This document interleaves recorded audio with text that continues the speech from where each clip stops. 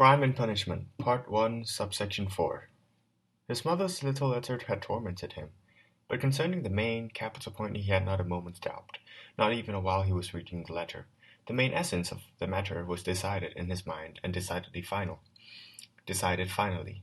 This marriage will not take place as long as I live, and to the devil with Mr. Luzin. Because the thing is so obvious, he muttered to himself, grinning and maliciously triumphant beforehand over the success of his decision. No, Mamma, no, Dunya, you won't deceive me. And they still apologize for not asking my advice and deciding the matter without me. Well, they might. They think it's impossible to break it off now. But we'll see whether it's important or not. And what a capital excuse. Pyotr Petrovitch is just such a busy man that he can't even get married any other way than post-haste, almost right on the train. No, Dineshka, I see it all and know what this so much is that you want to talk to me about. I also know that you were thinking about all night, pacing the room, and what you prayed about to the Kazan Mother of God that stands in Mamma's bedroom. It's hard to ascend Golgotha. It's so it's settled, finally. You, Avdotya Romanovna, are so good as to be marrying a practical and rational man, who has his own capital, who already has his own capital, that's more solid, more impressive, who serves in 2 posts and shares the convictions of our newest generations, as Mamma writes, and who seems to be kind, as Dineshka herself remarks. That seems is the most splendid of all, and that very same Dineshka is going to marry that very same seems. Splendid. Curious, however, why did Mother write to me about the newest generations? Simply to characterize the man, or with the further aim of putting Mr. Luzin in my good graces? Oh, you sly ones! It would be curious to have one more circumstance clarified. To what extent were they sincere with each other that day and that night and in all that time since? Were all the words between them spoken directly, or did they understand that each of them had the same thing in their heart and mind, so that there was no point in saying it aloud, and no use letting on? Most likely it was partly that way. One can see it in the letter. To Mother he seemed abrupt, just a bit, and naive. And naive Mother thrust her observation on Dunya, and Dunya, naturally, got angry and answered with vexation. Or she might. Who wouldn't get furious if the thing is clear without any naive questions, and it's been decided that there's nothing to talk about? And what's she doing writing to me? Love Dunya, Radia, and she loves you more than herself. Can it be that she's secretly tormented by remorse at having agreed to sacrifice her daughter for the sake of her son? You are our hope. You are our everything. Oh, Mother! Anger boiled up in him more and more, and he thought that if he met Mr. Luzin right now, then he might kill him. It's true, he went on, following the whirlwind of thoughts spinning in his head. It's true that one must approach a man gradually and carefully in order to find him out. But Mr. Luzin is clear. The main thing is that he's a practical man and seems kind. No joke, he took the luggage upon himself, delivers a big trunk at his own expense. Oh yes, he's kind, and the 2 of them, the bride and her mother, hire a peasant and a cart, covered with straw matting. I've travelled like that. Never mind, it's only 60 miles, and then we'll be quite satisfied to travel 3rd class for another 600 miles. That's reasonable. Cut your coat according to your cloth. But you, Mr. Luzin, what about you? She's your bride. Can you possibly be unaware that her mother is borrowing money on her pension for the journey? Of course, you've set up a joint commercial venture here, a mutually profitable enterprise, and with equal shares, so the expenses should also be divided equally. Bread and butter for all, but bring your own tobacco, as the saying goes. And even here the businessman had hoodwinked them a bit. The luggage cost less than the trip, and it may even go for nothing. Don't they bother see it, or are they ignoring it on purpose? Are they pleased? Pleased? And to think that it's just the blossom, the real fruit is still to come. What matters here is not the stinginess, the cheese paring, but the tone of it all. But that is the future tone after the marriage, a prophecy. And Mother, why is she going on such a spree, incidentally? What will she have left when she gets to Petersburg? 3 rubles, or 2 little bills, as that old crone says? What is she hoping to live on afterwards in Petersburg? Because she's already had reasons to believe that it will be impossible for her to live with Dunya after the marriage, even at the beginning. The dear man must have let it slip, somehow, betrayed himself, though mother waves it away with both hands. I shall refuse it myself, she says. What then? What is she hoping for? 120 rubles of pension, minus what's owed to Afnasy Ivanovich? She also knits winter kerchiefs and embroidered cuffs, running her old eyes. But these kerchiefs add only 20 rubles a year to her 120, and I know it. So they're putting their hopes on the nobility of Mr. Lusen's feelings after all. He'll suggest it himself. He'll beg us to accept. Good luck to them. And that's how it always is with these beautiful Schilleresque souls. Till the last moment they dress a man up in peacock's feather. Till the last moment they hope for the good and not the bad. And though they may have premonitions of the other side of the coin, for the life of them they will not utter a real word beforehand. The thought alone makes them cringe.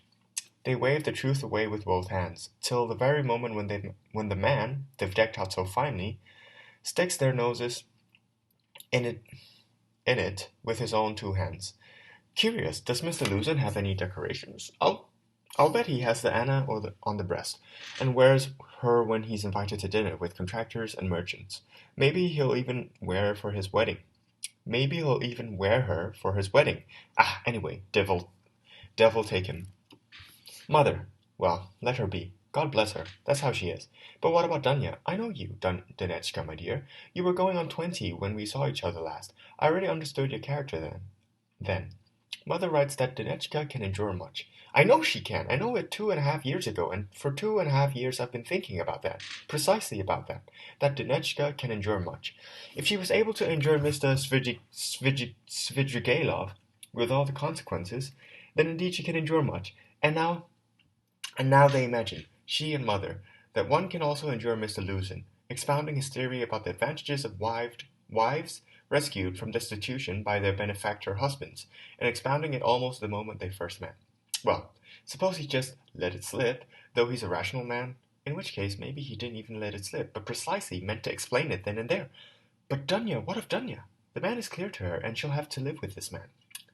She could eat only black bread and wash it down with water, but she would never sell her soul. She would never trade her moral freedom for comfort. She wouldn't trade it off for Schleswig Holstein, let alone Mr. Lusen. No, Dunya was not like that as far as I knew her, and, well, of course, she's no different now. What's there to talk about? Svidrigailovs are hard. It's hard to spend your life as a governess, dragging yourself around the provinces for 200 rubles. But all the same, I know that my sister would sooner go and be a black slave for a planter or Latvian for a Baltic German than demean her spirit and her moral senses by tying herself to a man she doesn't respect and with whom she can do nothing, forever, merely for her own personal profit. And even if Mr. Lusen were made entirely to the purest gold, or a solid diamond, she still would not consent to become Mr. Lusen's lawful concubine.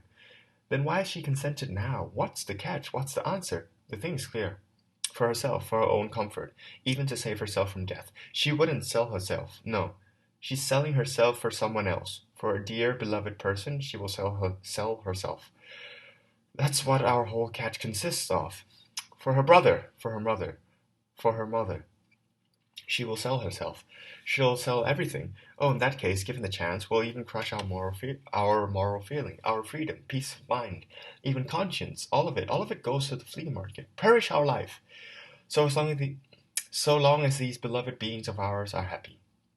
Moreover, we'll invent in our casuistry. We'll take a lesson from the Jesuits, and we may even reassure ourselves for a while, convince ourselves that it's necessary, truly necessary, for a good purpose. That's exactly how we are, and it's all clear as day. It's clear that the one who gets first notice, the one who stands in the forefront, is none other than Rodion Romanovich Raskolnikov. Oh, yes, of course, his happiness can be arranged. He can be kept at university, made a partner in the office, his whole fate can be secured. Maybe later he'll be rich, honored, respected, and perhaps he'll end his life a famous man. And mother? But we're talking about Radia, precious Radia, her firstborn. How can she not sacrifice even such a daughter for the sake of such a firstborn son? Oh, dear and unjust hearts. Worse still, For this we might not even refuse Sonechka's lot. Sonechka, Sonechka Marmeladov, eternal Sonechka, as long as the world stands. But the sacrifice, have the two of you taken full measure of the sacrifice? Is it right? Are you strong enough? Is it any use? Is it reasonable? Do you know, Donechka, that Sonechka's lot is in no way worse than yours with Mr. Luzin. There can be no love here, Mother writes. And what if, besides love, there can be no respect either? If, on the contrary, there is already loathing, contempt, revulsion? What then? What then? So it turns out once again that it will be necessary to observe cleanliness. It's true, isn't it? Do you understand? Do you understand that what this cleanliness means? Do you understand that this Luzinian cleanliness is just the same as Sonechka's cleanliness, and maybe even worse, nastier, meaner, because in your case, Donechka, some extra comfort can still be reckoned on, while there it's quite simply a matter of starving to death. It's costly, Donechka, this cleanliness. It's costly. And if it gets to be too much for you and you repent later, think of all the anguish, the grief, curses, tears, hidden from everyone, because you're not Marfa Petrovna, after all. And what will happen with Mother then? She's uneasy, tormented even now. But then, when she sees it all clearly, and me? What indeed you take me for? I don't want your sacrifice, Donechka. I don't want it, Mama. It won't happen as long as I live. It won't. I don't accept it. He suddenly came to his senses and stopped. It won't happen? And how are you going to keep it from happening? Forbid it? What rights do you have? What can you promise them in return for such a right? To devote your whole fate, your whole future to them, once you finish your studies and find a position? We've heard that before, but it's still a blind deal. And what about now? It's necessary to do something now. Do you understand? And what are you going to do? And what are you doing now? You're fleecing them, because they get the money on the credit of 100-ruble pension, or as an advance from the Svidrigalovs. How are you going to protect them from I can't say this word. Svidrigalovs. From Afnasy Ivanovich Vakrushin, your future millionaire, you Zeus disposing of their fates. In 10 years? But in 10 years your mother will go blind from those kerchiefs, and maybe from tears as well. She'll waste away with fasting. And your sister? Go on. Think what may happen to your sister after those 10 years, or during those 10 years. Have you guessed? He kept tormenting and taunting himself with these questions, even taking a certain delight in it. None of the questions was new or sudden. However, they were old ones, sore, long-standing. They had begun tormenting him long ago and had worn out his heart. Long, long ago this present anguish had been born in him, had grown, accumulated, and ripened recently and become concentrated, taking the form of horrible, wild, and fantastic question that tormented his heart and mind, irresistibly demanding resolution. And now his mother's letter suddenly struck him like a thunderbolt. Clearly, he now had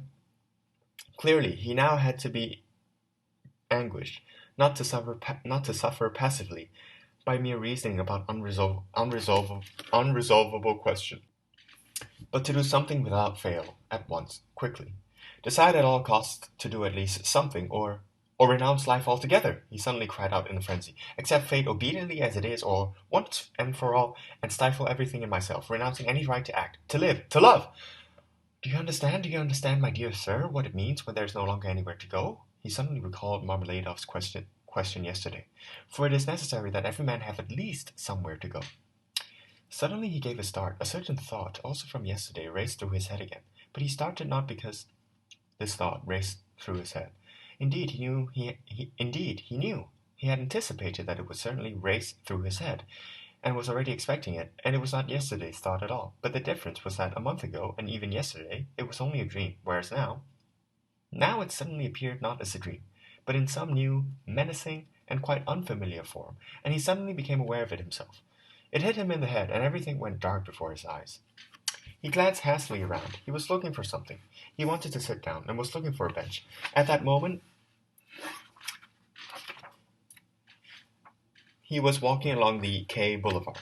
He could see a bench ahead, about 100 steps away. He walked as quickly as he could, but on the way a small adventure befell him, which, for a few minutes, took all his attention. As he was looking out for a bench, he had noticed a woman walking ahead of him, about 20 steps away, but at first he did not rest his attention on her any more than on all the other objects flashing in front of him. It had happened to him many times before that he would arrive at home, for example, having absolutely no recollection of which way he had come, and he had already grown used to going around that way. But there was something so strange about this walking woman, and so striking even at first glance, that little by little his attention became riveted on her. Reluctantly, at first, and as if by annoyance, but then more and more strongly. He suddenly wanted to understand what precisely was so strange about this woman. First of all, she had to be very young, a girl, and she was walking bareheaded in such heat, with no parasol or gloves, swinging her arms somehow ridiculously. She was wearing a dress of some light silken material, which was also somehow oddly put on, barely buttoned and torn behind at the waist, near the very top of the skirt. A whole strip had come away and was hanging loosely. Her little kerchief was thrown over her bare neck, but it stuck out somehow crookedly and sideways. To top it off, the girl was walking unsteadily, stumbling and even reeling this way and that.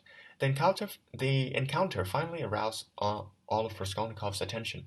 He caught up with the girl just by the bench, but she, having reached the bench, simply collapsed on it at one end, threw her head against the back of the bench, and closed her eyes, apparently from extreme fatigue. Taking a close look at her, Raskolnikov realized at once that she was completely drunk. It was strange and wild to see such a phenomenon. He even thought he might be mistaken. Before him was an extremely young little face, about 16 years old, perhaps only 15. Small, fair, pretty, but all flushed and as if swollen.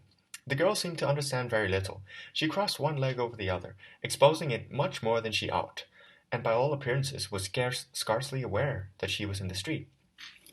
Raskolnikov did not sit down, and did not want to go away, but stood perplexed in front of her. That boulevard was generally deserted anyway, but just then, past 1 o'clock in the afternoon,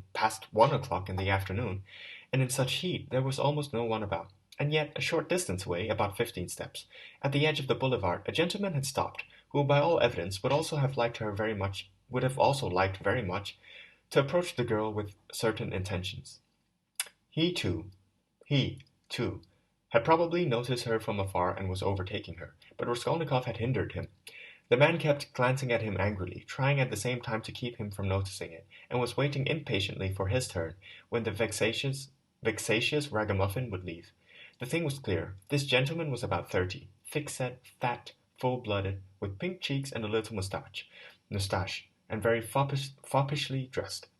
Raskolnikov became terribly angry. He suddenly wanted to insult the fat dandy in some way. He left the girl for a moment and went up to the gentleman. "Hey, you, Svidrigailov! What do you want here?" he shouted, clenching his teeth and laughing, his lips foaming with spite. "What is the meaning of this?" the gentleman asked sternly, scowling in haughty amazement. "Get out of here, that's what!" "How dare you, Canel!" And he brandished his whip. Raskolnikov fell on him with both fists, not stopping to think that the thickest gentleman could take on 2 men like him.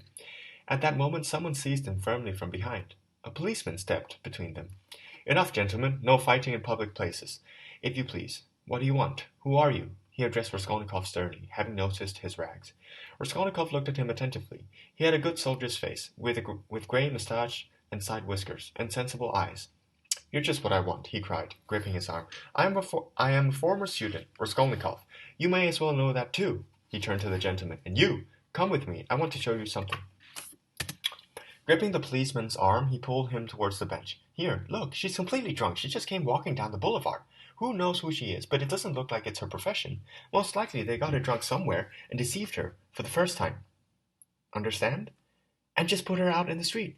Look at how her dress is torn. Look how it's put on. She's been dressed. She didn't do it herself, and it was clumsy male hands that dressed her.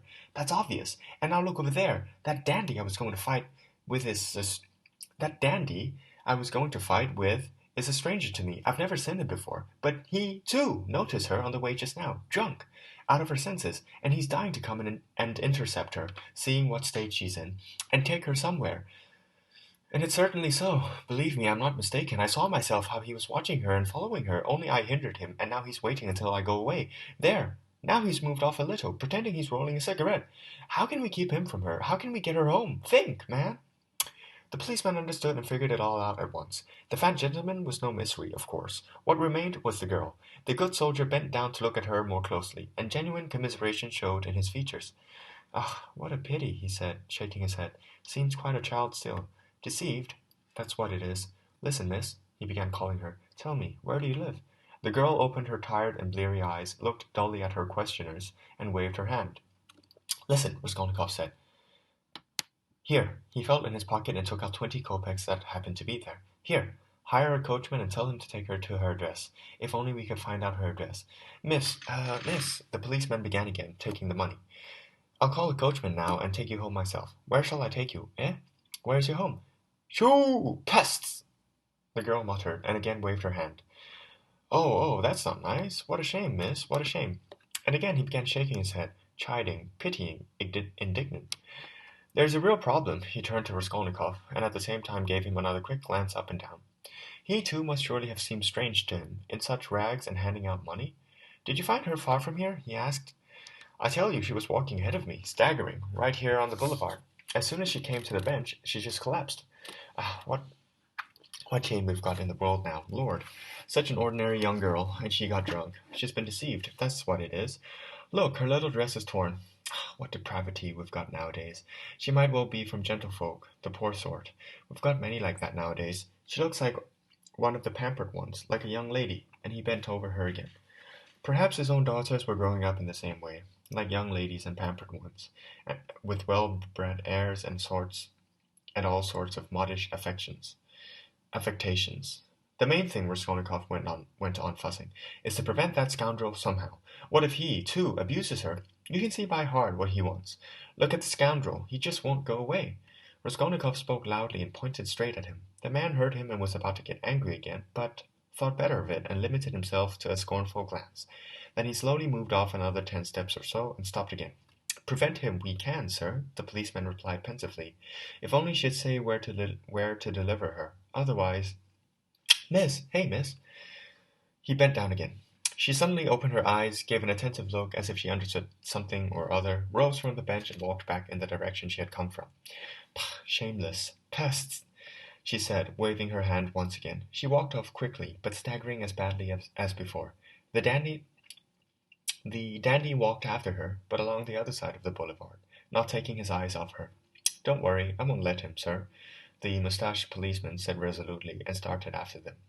Ah, what depravity we've got nowadays, he repeated aloud, with a sigh.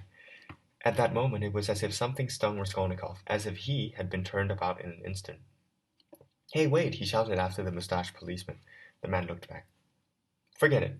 What do you care? Leave her alone. Let him have fun. He pointed to the dandy. What is it to you? The policeman stared uncomprehendingly. Raskolnikov laughed. Ah, the good soldier said, waving his hand, and he went after the dandy and the girl, probably taking Raskolnikov for a madman or something even worse. He kept my 20 kopecks, Raskolnikov said spitefully when he found himself alone. Well, let him. He'll take something from that one, too. And let the girl go with him. And what will be the end of it? Why did I go meddling in all that? Who am I to help anyone? Do I have the right to help any? Do I have any right to help? Let them all gobble each other alive. What is it to me? And how did I dare give those 20 kopecks away? Were they mine? In spite of these strange words, it was very painful for him. He sat down on the abandoned bench. His thoughts were distracted, and generally it was painful for him at the moment to think about anything at all. He would have liked to become totally oblivious of everything, and then wake up and start totally anew. Poor girl, he said, having looked at the now empty end of the bench. She'll come to her senses, cry a little, and then her mother will find out. First, she'll hit her. Then she'll give her a whipping. Badly and shamefully, and maybe even throw her out. And if she doesn't, the Darya Fratsevnas will get wind of it anyway, and my girl will start running around here and there. Then right away, the hospital.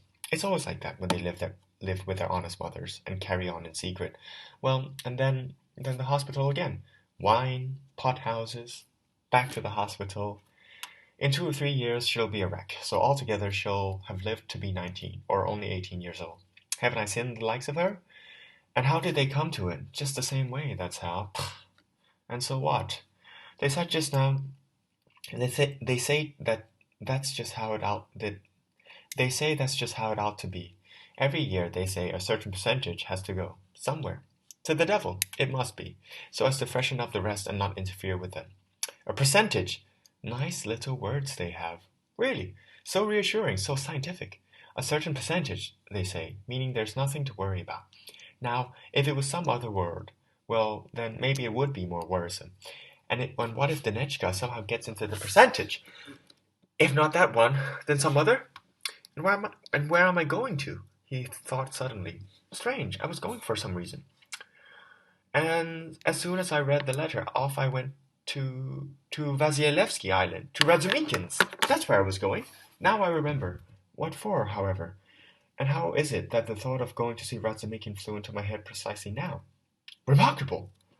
He marveled at himself. Razumikin was one of his former university friends. It was remarkable that Raskolnikov had almost no friends while he was at university, kept aloof from everyone, visited no one, and had difficulty receiving visitors.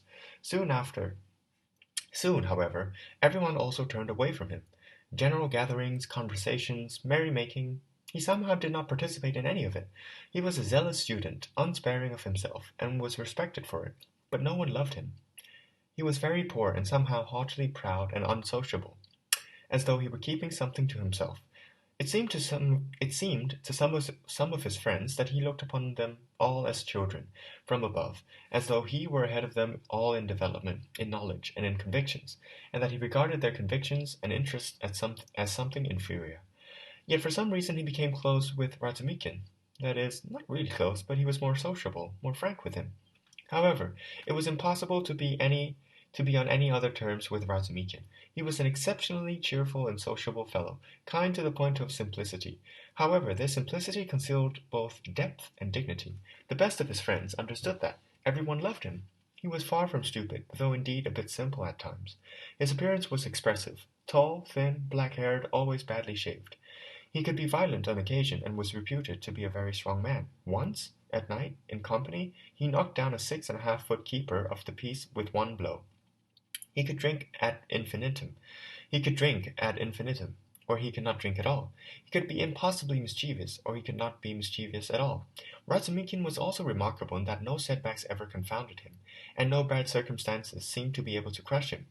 He could make his lodgings even on a rooftop, suffer hellish hunger and extreme cold. He was very poor, and supported himself decidedly on his own, alone, getting money by work of one sort or another.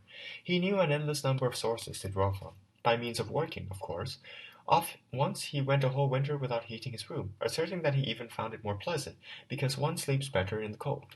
At present, he, too, had been forced to leave university, but not for long, and he was trying in all haste to straighten out his circumstances, so that he could continue. Raskolnikov had not visited him for about 4 months now, and Razumikin did not even know his address. Once, some 2 months ago, they had chanced to meet in the street, but Raskolnikov had turned away and even crossed to the other side, so as not to be noticed, and Razumikin, though he did notice, passed by, not wishing to trouble a friend.